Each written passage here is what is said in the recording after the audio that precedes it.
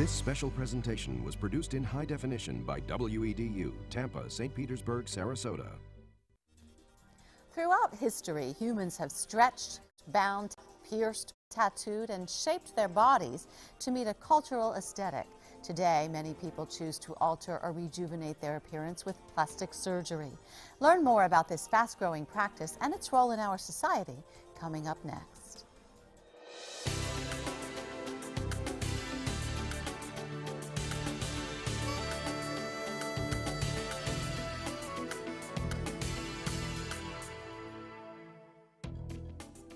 Since the dawn of recorded time, humans have sought to change their appearance. Ancient Egyptians removed body hair with pumice stones. African and South American tribes inserted clay plates and discs to stretch their lips. For 1,000 years in China, women's feet were broken and bound to fit into 3-inch shoes. Victorian-era women wore corsets to create exaggerated hourglass figures. Today, many people choose surgical augmentation as a way to change or enhance their natural forms. Last year, 12.5 million cosmetic plastic surgery procedures were performed in the United States alone, and the industry is up 69% in this country since 2000. Dr. Joshua Halpern is a plastic surgeon in Tampa. Welcome. Thanks for being with us to talk about this. Thank you, Cathy. Now, you do both reconstructive and cosmetic plastic surgery, but today we're going to focus on cosmetics. How many of those surgeries do you do in 1 year? I would say over 350. And that's in Tampa? Correct. The word plastic in plastic surgery doesn't actually mean artificial, though. It's derived from the ancient Greek word plastikos, which means to mold or to give form.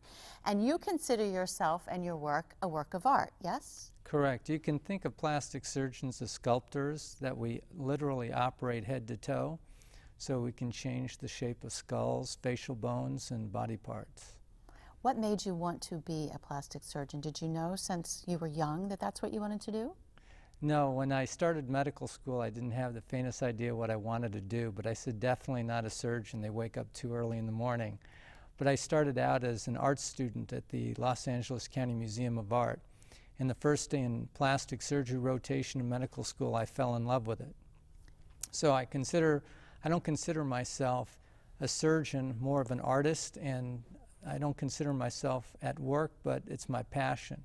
So I enjoy what I do. So I was wondering if there was an art connection there, and there was. You were always interested in that. Now, what about patients? If you do over 300 a year just in this one area, and I'm sure you do all kinds of surgeries, we'll get into that a little bit later, but is there a common denominator across those patients?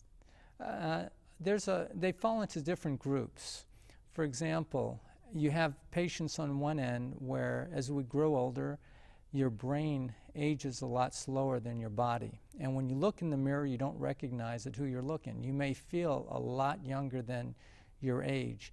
And when you can do something that makes you look younger, as one patient says, if she wants to put a smile on her face, she just finds the mirror and she starts the whole day, you know, with a great attitude. On the other side, you have young kids. They start, when kids start school, they start school with a very high level of self-esteem. And typically when they graduate high school, they have a very low level of self-esteem.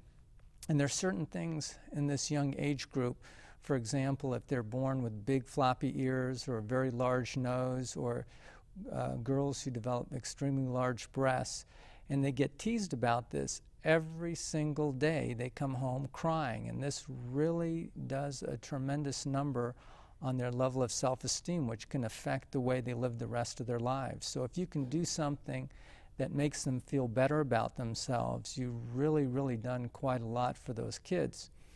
And then you have the other group of women who, you know, they have babies and they would like to just regain what they had lost.